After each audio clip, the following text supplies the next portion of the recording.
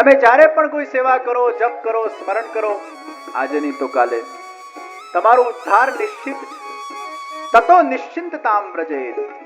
ક્યારે પણ વેસ્ટ જતું નથી. ઐશ્વર્ય, વીર્ય, યશ. ભગવાનનું યશ કયું? કંસને મારવો એ ભગવાનનો યશ નથી. ગિરિરાજ બાબાને ધારણ કરવું એ ભગવાનનો યશ નથી. અસુરોનું વધ કરવું એ ભગવાનનું યશ નથી. દાવાના લગ્નનું પાન કરવું એ ભગવાનનું યશ નથી. એ તો ભગવાન છે ને ભગવાન કરે એમાં કઈ મોટી વાત. ભગવાન કહે છે મારો યશ શું છે? ભક્તોના હૃદયના અંદર મારા માટે રસાત્મક ભાવો જ્યારે ઉત્સૃજ્યમાન બને છે અને એ રસાત્મક ભાવોથી રસાવેશી બનીને ભક્તો જ્યારે દાસ ભાવ, મધુર ભાવ, સખા ભાવ અને વિવિધ પ્રકારના ભાવોથી એ ભરિત બનીને જ્યારે અલગ અલગ પ્રકારના સુંદર ભાવ સબર શબ્દોથી મને પુકારે છે, એ એમના શબ્દો એ મારું યશ. કારો કનૈયો, આ કારો મારો યશ. અરે પ્રેમથી જ્યારે ભગવાનને તમે ગાળ આપો, भगवान के छे आ मारू यश. मेरा यश तो भक्तों का भाव. आपका यश जब बढ़ता है, जब आपने जो चाहा वो आपके साथ होने लगता है और आपने जो किया जब लोग उसको सहराने लगते हैं तो आपका यश बढ़ता है. आपकी कृति को जब किसी ने सराहाया वो आपका यश है, वो आपकी कीर्ति है, वो आपकी प्रतिष्ठा है. भगवान कहते हैं मैं भूतल पर क्यों आया? लीला करने आया. क्यों लीला की? आनंद देने के लिए, भक्तों का उद्धार करने के लिए, भक्तों को भक्ति देने के लिए. और जब मेरे स्वरूप से, मेरी लीला से, मेरे गुण से जब मेरे भक्तों के अंदर वो विभिन्न प्रकार के भाव जागृत हो जाते हैं और वो भाव जागृत होकर जब वो हमें पुकारते, वो भक्ति का जब मैं दर्शन करता हूँ, ये मेरा यश है. क्योंकि मैं जो कार्य करने आया था वो कार्य समाप्त संपन्न हुआ. રસિયાના અંદર ભગવાનને ગાળ આપવામાં આવે અને ભગવાનને તુકારો આપે છે. તું આ તુકારો એ ભગવાનનો યશ છે. સ્તુતિ એ ભગવાન છે, તુકારો યશ. એક ભાઈને થયું ભગવાનને તો ગાળો બહુ ગમે. ઘરે પોતાના ઠાકોરજીને જે ધનાધન દીધે જાય દીધે. હાથ ભાંગ્યું, પગ ભાંગ્યું, હોસ્પિટલાઇઝ થયા. પછી કોઈકે પૂછ્યું કઈ રીતે આ દશા થઈ? એ કે હું ભગવાનને રોજ ગાળ આપતો. પેલા ભાઈએ કીધું તમે શિશુપાલ છો? એ કે ના, હું તો ભાવથી ગાળ આપું. પણ ભગવાને તમને અધિકાર આપ્યો ખરો? અનધિકાર ચેષ્ટા કેમ કરી? અધિકાર આપ્યો હોય ને કરો વાત જુદી. ગોવિંદ સ્વામીને ભગવાને અધિકાર આપેલો કાંકરી માર. એક કાંકરી મારી, બે કાંકરી મારી, 3 મારી, 4 મારી, 5 મારી, 6 મારી, 7 મારી. ભગવાને રિબાઉન્સ 1 મારી. એને અધિકાર આપ્યો. તો અધિકાર ના આપ્યો તમે કાંકરી માર માર કરો. એ 70 વર્ષના દાદાના ટાલ પર 4 વર્ષનો ટેણીઓ ટપ ટપ ટપ ટપ ટપ ટપ ટપ ટપ કરે તો દાદાને વાંધો ના આવે. 20 વર્ષના ઠોઠા બનીને દાદાના ટાલ પર ટપ ટપ ટપ ટપ ટપ ટપ કરવા જાઓ તો અનઅધિકારી ચેષ્ટા થાય. એ પ્રેમથી તમારી પત્ની કદાચ તમને આમ લપડ પણ મારી દે ને તો એ બહુ વાંધો નથી આવતો. તમે એના પર ગુસ્સો ના કરો. પ્રેમથી મારેલો છે, એમાં ભાવ છે, એમાં ખોટું ના. એમ ભગવાનને અગર પ્રેમથી આપણે તુકારો કહીએ, ભગવાનને આપણે પ્રેમથી એવો અધિકાર આપણને મળ્યો હોય અને ભગવાનને ગાળ આપીએ, એ ભગવાનને મીઠી લાગે. અનધિકાર ચેષ્ટા કરવા જાય તો પછી ભગવાન પણ એને સજા આપે. તો સખા ભાવ જેને સિદ્ધ થયો હોય, ભગવાન તમને સામેથી કે તારે આ ટેરો નથી લેવાનો, મારા સામે તું આ થાળ પધરાવો અને તું સામે બેસ અને હું તારા સામે જમું. એ ભગવાન તમને કહે તમે એવું કરો, વાત જુદી છે. પણ તમારે તો તમારી મર્યાદા રાખવી જ પડે. તમારે ટેરો લેવો જ પડે. પછી ઈશ્વર તમને એવી કૃપાથી સાક્ષાત્કાર કરાવે. તમે ભગવાન પાસે જાઓ ત્યારે મર્યાદા છે ને ભગવાન તમારા પાસે આવે ત્યારે પૂછ. તમે ભગવાન પાસે ગયા એટલે નાહી ધોઈને ગયા, પણ ભગવાન તમારા ઘેર આવે નાયેલા ધોયેલા હોય કે ના હોય, અને તમે નાયેલા ધોયેલા હો કે ના હોય એવું ભગવાન પૂછવાનું નથી. તમે ભગવાન પાસે આવો એટલે મર્યાદા, ભગવાન તમારા પાસે આવે એને પૂછ. નાથદ્વારામાં ઘણા લોકો મંગળાના દર્શન કરવા સવારે 4 વાગે જાય. એટલે ઘણી વાર બધાને પૂછ્યું કે તમે નાહીને જાઓ? તો મને બધા કહે કે ના ના ના, આપણે ક્યાં નાહવા જવાનું સવારે? એ નાયા વગરનો ને આપણે નાયા વગરનો. Same to same. એ ભલે નાયા વગરનો, એ તો ઈશ્વર છે, પણ તમારે તમારી મર્યાદાનું પાલન કરવું જોઈએ અને તમારે સ્નાન કરીને જવું જોઈએ. પછી ભગવાન કદાચ મંગળાના સમયે સવારે 4 વાગે કોઈક વાર તમારા ઘેર સાક્ષાત પ્રગટ થાય અને તમારા ખોડામાં આવીને બેસે, ત્યારે તમારે એવું પાછું ચાપલાશ કરવાની જરૂર નથી. भगवान जरा उभा रहो, अप्रस में नहीं. भगवान जब आपके घर पधारे और आपके गोद में बैठे तो वो आपको पूछेंगे नहीं तो अप्रस करी છે કે નથી કરી, તો શુદ્ધ છે કે અશુદ્ધ છે. ત્યારે કૃપા છે, અને કૃપા અને પ્રેમ હોય પછી મર્યાદા ના હોય. પણ જ્યાં સુધી એ સિદ્ધ નથી થયું, સાક્ષાત્કાર થઈ જાય પછી મર્યાદા નથી. તો ભક્તોના હૃદયના અંદર એ ભાવનું જાગૃતિ કર, એ ભગવાનનું યશ. ઐશ્વર્ય વીર્ય યશ શ્રી. શ્રી એટલે ભગવાનની શોભા, ભગવાનની લીલા. ભગવાનની લીલા એ ભગવાનની એટલે પુષ્ટિ માર્ગમાં લીલા વિશિષ્ટ પુરુષોત્તમ. નમામિ હૃદય શેષે લીલાક્ષરામ દિશાયનમ લક્ષ્મી સહસ્ર લીલાવે સેવ્યમાનમ કલાનિધિમ ચતુર્વિશ્ચ ચતુર્વિશ્ચ ચતુર્વિશ્ચ ત્રિભિસ્તથા ષડ્ભિર્વિરાજતે સો પંચધા હૃદય. શ્રી એટલે ભગવાનની શોભા, લીલા વિશિષ્ટ પુરુષોત્તમ. આપણા ત્યાં ઠાકોરજીની હવેલીમાં જે મનોરથો થાય છે, ગૌચારણ મનોરથ, અન્નકૂટ મનોરથ, હોળી ખેલનો મનોરથ, રાસ લીલાનો મનોરથ, રંગમહેલ, રાજ દરબાર, આ બધા જ મનોરથો વ્રજ લીલાના મનોરથો. અને એ લીલામાં એ ઠાકોરજી એ દિવસે વિરાજમાન થાય છે, એવી એક ભાવના છે. એટલે લીલા ભાવનાથી ઠાકોરજીના દર્શન છે, લીલા ભાવનાથી ઠાકોરજીની સેવા છે, લીલાનું સ્મરણ અને ઠાકોરજીની સેવામાં અનુસંધાન થાય છે, એ શ્રી. અને લીલાનું ગાન એ જ કીર્તન છે. કવિતા અને કીર્તનમાં આ જ ફરક છે. વિચારી વિચારી વિચારી વિચારીને ચકચુપ કરીને જે લખવામાં આવે ને કવિતા કહેવા. પણ ભગવાનના સાક્ષાત લીલાના દર્શન કરીને પોતાના મનમાંથી એ રસરાજ રસ સ્વરૂપે વિરાજમાન થઈને એ રસનામાંથી સહજ રસને પ્રગટ કરે એને કીર્તન કહેવાય. ભગવાનની લીલાની લાઈવ કોમેન્ટ્રી, એનું નામ કીર્તન છે. અને એટલે તમે સેવા કરો અને કીર્તન સાથે ચાલે તો લીલાનું કોમ્બિનેશન એમાં એડ થાય છે. એકલી સેવા સુસ્ત અને કીર્તન સાથેની સેવા રસપ્રદ બને. પછી તમને જેવું આવડતું હોય, ભલે ભેંકડાતા રાગ આવડે કે ન આવડે, મને સમજ નથી પડતી કે ચલો કીર્તન શીખવાના ક્લાસીસ તમારા પાસે ઉપલબ્ધ હોય ને તમે શીખો, વાત જુદી છે, પણ ના હોય તો એટલીસ્ટ સાંભળો તો ખરા. પિક્ચરના ગાયનો સાંભળતા સાંભળતા યાદ નથી થઈ જતા, એમ ગુનગુનાવા લાગે.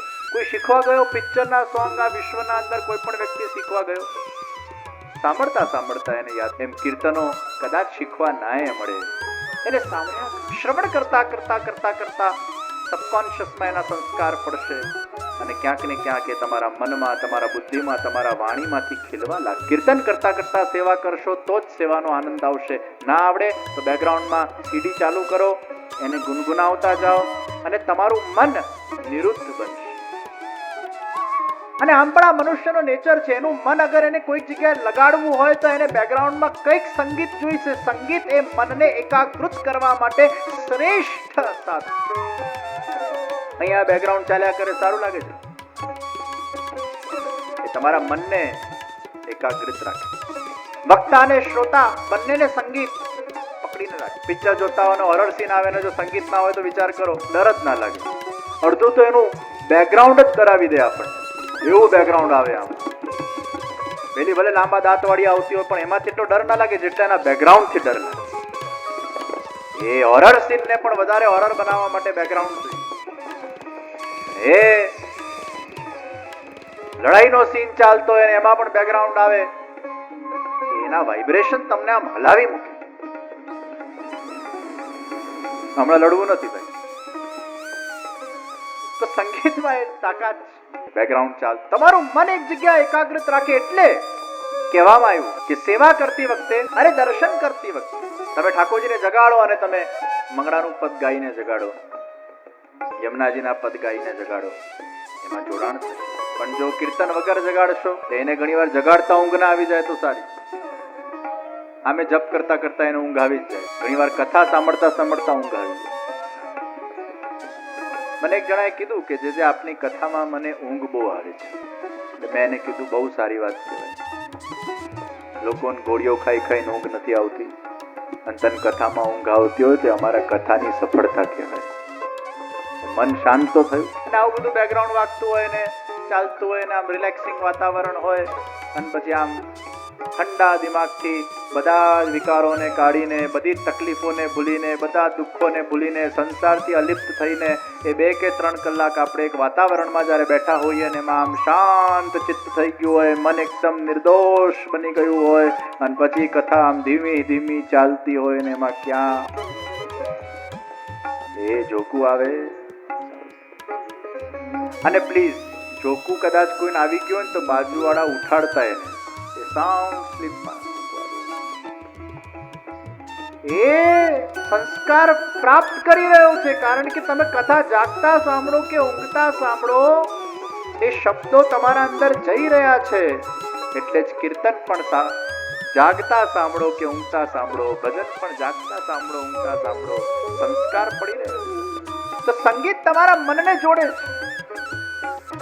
વ્યક્તિ ઘણી વાર કઈ કામ કરતો હોય તો એ ગુનગુન કરતો કરતો કામ કરે, કોન્સન્ટ્રેશન. તમે માળા કરો તો એ બેકગ્રાઉન્ડમાં કીર્તનથી જ મન જોડાશે. અને એ ભગવાનના લીલાનું ગાન છે. આના પાછળ આખું એક સાયન્સ કે સ્વરૂપ જે તમારા ઘરે છે એ પથ્થરનું છે, પિત્તળનું છે, કાગળનું છે. મૂર્તિ અલગ અલગ તત્વ ધાતુથી બનેલી છે. એ મૂર્તિના અંદર એકદમ આપણું મન નહીં જોડાય. મૂર્તિ સાથે અટેચમેન્ટ થશે, સ્વરૂપ સાથે અટેચમેન્ટ થશે અને એ સ્વરૂપ દ્રષ્ટિમાં તો આપણને કાગળનું દેખાયું, હજી સાક્ષાત નથી દેખાયું, પણ એ સ્વરૂપની સેવા કરતા કરતા જ આપણામાં સાક્ષાત ભાવ જાગૃત થશે ધીરે ધીરે કરતા. પણ કીર્તન એ તમને લીલાનું અનુસંધાન કરાવે છે. અને જ્યારે કીર્તન તમે ગાઓ છો અને એમાં સાક્ષાત જ્યારે એ ભગવાનના લીલાઓને જ્યારે તમે નિહાળતા હો અને એ અર્થાનુસંધાન સાથે જ્યારે કીર્તન ગાતા હો કે સાંભળતા હો, ત્યારે સાક્ષાત એ ભગવાનની એક અનુભૂતિ તમારા માનસ પટલ પર થતી હોય છે. અને એ અનુભૂતિને ખોબા ભરીને એને પાન કરતા કરતા જ્યારે તમે ઠાકોરજીની સેવા કરો ત્યારે એ સેવ્ય સ્વરૂપમાં તમને સાક્ષાત લીલાના ગાનથી એ સાક્ષાત તત્વનો અહેસાસ અને અનુભવ, એ કીર્તનને શક્તિ. તો લીલા કા સ્મરણ है. स्वरूपे ज्ञाते श्रवणं भवति, गुणेषु ज्ञातेषु कीर्तनं भवति, लीलायां ज्ञातायां स्मरणं भवति. ભગવાનની લીલા એનું સ્મરણ, અને લીલાનું સ્મરણ કરતા કરતા તમે પોતાના જાતને એ ભગવાનની લીલામાં પહોંચાડી દો છો. જ્યારે ભક્તિ યોગ થાય ને ત્યારે શરૂઆતમાં દ્વૈત હોય, પછી અદ્વૈત. પિક્ચર તમે જોતા હો તો શરૂઆતમાં હું પિક્ચર જોઉં છું, 2 અલગ તત્વો છે, તમે અને પિક્ચર અલગ. પછી જેમ જેમ જોતા જાઓ ને પછી તમે એ બની જાઓ છો. Whatever you are doing you become that. એટલે પહેલી ગ્લિસરીન નાખીને રડતી હોય તમારા આંખમાંથી સાચા આંસુ નીકળે, એ કેમ થાય? આ નાટક છે, આ ડ્રામા છે, પણ છતાંય પહેલા 2 અલગ હતા. હું જોઈ રહ્યો છું દ્વૈત છે, પણ પછી ધીરે ધીરે એટલા તમે ઇન્વોલ્વ થઈ જાઓ છો કે તમે પોતે એ બની જાઓ છો. જે પાત્ર છે એ પાત્ર તમે બની જાઓ છો. અને પછી એને અગર દુઃખ મળે છે, તમે એવું ફીલ કરો છો આ મારા સાથે થઈ રહ્યું છે. જ્યારે તમે એવું ફીલ કરો છો આ મારા સાથે થઈ રહ્યું છે, ત્યારે આંખમાંથી આંસુ ઝરે. કથામાં એ પહેલા દ્વૈત છે, પછી અદ્વૈત છે. ભગવાનના લીલામાં પહેલા હું લીલા જોઈ રહ્યો છું, પછી હું પોતે એ ભગવાનની લીલામાં છું. ભગવાન મારા સાથે આ લીલા કરી રહ્યા છે. આ અનુસંધાન જ્યારે થાય છે ત્યારે ચિત્તના નિરોધની એ પરાકાષ્ઠા પર પહોંચે. એમાં એને પરમ શાંતિ, પરમાત્મા બધું ભૂલીને એ ભગવાનમાં ભળે. લીલાયામ જ્ઞાતાયામ સ્મરણમ. તો શ્રી ને લીલા એ ભગવાન. ઐશ્વર્ય, વીર્ય, યશ, શ્રી, જ્ઞાન. મદન્યતે ન જાનંતિ નાહં તેભ્યો મનાગપી. મદન્યતે ન જાનંતિ નાહં તેભ્યો. હું બીજું કઈ પ્રભુ જાણતો નથી, તું મારો અને હું તારો. મેં જેમ પહેલા કીધું, मैं भगवान का और भगवान मेरे, यही तो ज्ञान. इसके अलावा विश्व में और कोई ज्ञान नहीं. आज ज्ञान છે. અને ભગવાન પણ એ જ જ્ઞાન રાખે છે. હે જીવ, તું મારો અને હું તારો. તમારા ઘરે જે ઠાકોરજી બિરાજે છે એમનામાં એટલું જ જ્ઞાન છે કે તમે એના ને એ તમારા. પછી એમનામાં એ જ્ઞાન નથી કે હજારો જગ્યાએ જે ઠાકોરજીના સ્વરૂપ જે બિરાજમાન છે એ હું. એવો અન્યાશ્રય ભગવાન કરતા નથી. તમારા ઠાકોરજી તમારા બનીને પછી જે સ્વરૂપો અને સ્વરૂપથી તમારા અંદર ભાવ જાગૃત. હું ભગવાનનો ને ભગવાન મારું બોલવું બહુ સહેલું છે, પણ ઇમ્પ્લિમેન્ટ નથી થતું. નાના ટેણિયાને પૂછો તું કોણો, કે છે હું ભગવાનનો. હું મમ્મીનો, પપ્પાનો. એવું નથી કહેતો કે હું ભગવાન. मैं भगवान का हूं यही हम बोल. तेरा स्वभाव दुष्ट है. किसी ने पूछा, अरे प्रभु हम आपकी इतनी सेवा करते हैं, दिनों रात आपका नाम जपते हैं और आप हमें दुष्ट क्यों कहते हो? तब महाप्रभु जी कहते हैं, तू दुष्ट इसलिए है कि तू जिसमें से निकला जो तेरा स्वामी है और तू जिसका दास है वो संबंध को तू भूल गया है. तू स्वयं स्वामी बन गया है. जो तेरे अंदर दास भाव का जो संस्कार था वो लुप्त हो चुका है, वो गायब हो चुका है, उसका तिरोधान हो चुका है और माया के अतिक्रमण के कारण तू इतना अहंकारी हो गया है कि तू भगवान को ही भूल गया है. और ये भगवान को भूलना वही तो तेरी दुष्टता है. અને સેવક જ્યારે રસોઈ બનાવે ત્યારે બહુ સરસ ગાય અને શેઠને એટલું બધું પસંદ આવતું. રસોઈ કરતો જાય અને ગાતો જાય. મહેમાનો ઘરે આવતા અને કહેતા, અરે આ તો કોઈ બહુ મોટો સિંગર લાગે છે.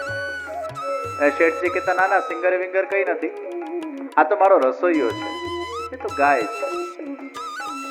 પછી બન્યું એવું કે એટલું સરસ ગાતો, પછી શેઠજીના જ મનમાં થયું કે ચાલ તને હું મ્યુઝિકના ક્લાસીસ કરાવું, તારામાં આટલું બધું ટેલેન્ટ છે એને ઉજાગર કર. તો એને મ્યુઝિકના ક્લાસીસ કરાવ્યા. પછી તો જે નિખાર આવ્યો. પછી તો મહેમાનો આવતા જાય, એમને ઘરે બોલાવતા જાય, એના સંગીતના કાર્યક્રમો થવા લાગ્યા. અને એમ કરતા કરતા કરતા કરતા શૂન્યમાંથી સર્જન થયું, બહુ મોટો ગાયક બની ગયો.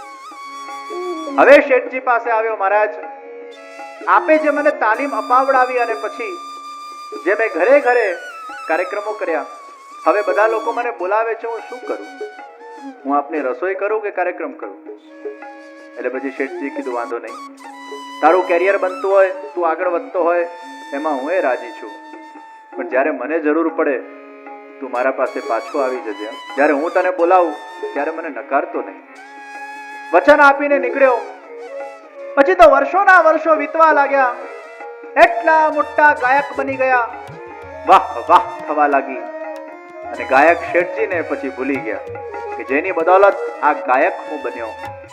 શેઠજી કા વિસ્મરણ હો ગયા. વર્ષો પછી શેઠજીએ ફોન કર્યો, ભાઈ હવે તો તમે બહુ મોટા માણસ થઈ ગયા છો, પણ મને હવે આંખે જાજુ દેખાતું નથી, મારું શરીર અશક્ત છે અને મારા ત્યાં કોઈ રસોઈયો ઘણા દિવસથી આવ્યો નથી, તો જરા પાછા આવશો અને રસોઈ બનાવશો. હવે વિચાર કરો, આટલો મોટો ગાયક થઈ ગયો હોય, ચારે બાજુ એની વાહવાહી થઈ ગઈ હોય અને એવો મોટો સ્વામી બની ગયો હોય, અને પછી એને તમે રસોઈ કરવા બોલાવો અને એ પાછી શેઠજીની જીઅજૂરી કરે, તો એનો કેવો ઈગો હણાય. પણ એ ભૂલી ગયો કે मैं दास था, शेठ जी की कृपा से मैं स्वामी बना हूँ और स्वामी बनकर मैं शेठ जी को भूल गया हूँ. यही मेरी दुष्टता है और ये जीव के दुष्ट स्वभाव को महाप्रभु जी कह रहे हैं, जीव स्वभावस्तु दुष्टा, जीव स्वभावस्तु दुष्ट. હવે એ દુષ્ટ સ્વભાવને, એ સ્વામીપણાને પુનઃ દાસ ભાવમાં કન્વર્ટ કરવા માટે પાછી મહેનત કરવી પડશે. પાછા શેઠજીના રસોઈયા બનવું પડશે, પાછા ઝાડુ પોછા થોડાક કરવા પડશે, પાછા શેઠજીની જીઅજૂરી કરવી પડશે, તો તમારામાં પાછો એ દાસ ભાવ જાગૃત થાય. એ જ મહાપ્રભુજી કહે છે કે શેઠને, જે સ્વામી છે એને ભૂલીને એ મોટો ગાયક બન્યો, પોતે સ્વામી બન્યો, દાસ ભાવથી વંચિત બન્યો. પણ એ દાસ ભાવને પુનઃ જાગૃત કરવા માટે બ્રહ્મ સંબંધ લીધા પછી ઠાકોરજીની એ સ્વરૂપની તનુજાને વિત્તજા સેવા કરવી પડશે.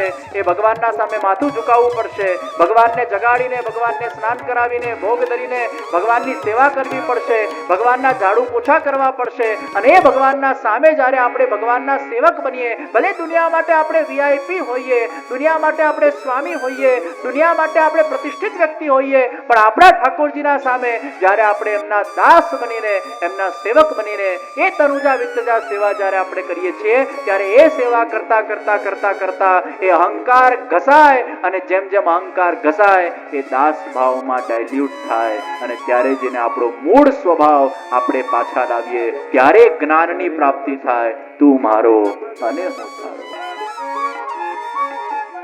એટલે ભક્તિનું સાધન એ દુષ્ટતામાંથી પાછા પુષ્ટિ માર્ગમાં ભગવત સેવાથી પુષ્ટ બનીને એ કૃપાની વૃષ્ટિને અનુભવ કરીને એ ભગવાનના થઈને એ દાસ ભાવને જ્યારે પુનઃ આપણે પ્રાપ્ત કરીએ છીએ ત્યારે જીવનની સાચી સાર્થકતા, ત્યારે જ્ઞાન પ્રાપ્ત થાય છે. હે પ્રભુ, आप मेरे हो और मैं आपका हूँ, यही इस विश्व का श्रेष्ठ ज्ञान है. मैं बार बार आपको भूल जाता हूँ, मैं अहंकार के वो अंधकार के अंदर अपने आप को फंसा हुआ मानता हूँ. लेकिन सेवा जब जब आप करोगे आपको एहसास होगा. અને એટલે જ હું કહું ઘણીવાર કે ભક્તિ ઈચ્છા પૂર્તિ કરવા માટે નથી કરવાની, ભક્તિ ભગવાનના નજીક જવા માટે કરવાની છે. અને જે તમને ભગવાનથી નજીક લઈ જાય એને જ ભક્તિ કહેવાય. ઈચ્છા પૂર્તિ. Why to worship God? Because you have forgotten the relation with God, so you are remembering by doing the bhakti of God. ઘણા લોકો પૂછે કેમ ભક્તિ કરવી, કેમ ભક્તિ કરવી, કેમ ભક્તિ કરવી. એનો આ સૌથી સચોટ ઉત્તર છે કે જેમ કોઈ બાળક યાદદાસ્ત ભૂલી જાય કોઈ એક્સિડન્ટના અંદર, અને માતા પિતા એને કહેતા હોય કે અમે તારા માતા પિતા છે, અમે તારા માતા પિતા છે, અમે તારા માતા પિતા છે, પણ બાળક માનવાથી ઇનકાર કરે છે કે નો નો નો. ત્યારે માતા પિતા પછી રોજનું એક શેડ્યુલ બનાવે કે આપણે 2 કલાક બાળક સાથે સ્પેન્ડ કરવાના, એને વિડીયોઝ દેખાડીએ, એને ફોટોગ્રાફ્સ દેખાડીએ, આપણે એના સાથે કઈ રીતે હતા કનેક્ટેડ એ બધું એને સંસ્મરણ લાવીએ, અને કાશ એની યાદદાસ્ત પાછી આવી જાય, એને જ્ઞાન થાય કે અમે તારા માતા પિતા છે. એ જ રીતે આપણે ભગવાનને ભૂલી ગયા છે, માયાના કારણે ભગવાનના સંબંધનું વિસ્મરણ થઈ ગયું છે. અને રોજ જ્યારે આપણે ભક્તિ કરીએ છીએ તો રોજ આપણે યાદદાસ્ત પાછી લાવવાનો પ્રયત્ન કરીએ છીએ કે मैं भगवान का हूँ और भगवान मेरे हैं. वो याददाश्त वापिस लाने के लिए उसका जो प्रोसीजर, उसका जो साधन, उसकी जो व्यवस्था, उसी का नाम भक्ति है. આ તો આપણે ભક્તિને માંગવાનું સાધન બનાવી દીધું. બિચારા દૂધના અંદર એક ટીપું લીંબુ નાખો, દૂધને ફાડી. એ ભક્તિ રૂપી દૂધમાં જ્યાં સ્વાર્થનો, જ્યાં અહંકારનો એક વિકાર રૂપી ટીપું પડે, દૂધ ત્યાં ને ત્યાં ફાટી જાય. अज्ञानता में पड़ा हुआ मनुष्य पुनः उस ज्ञान अवस्था में कब पहुंचता है? जब वो भक्ति का साधन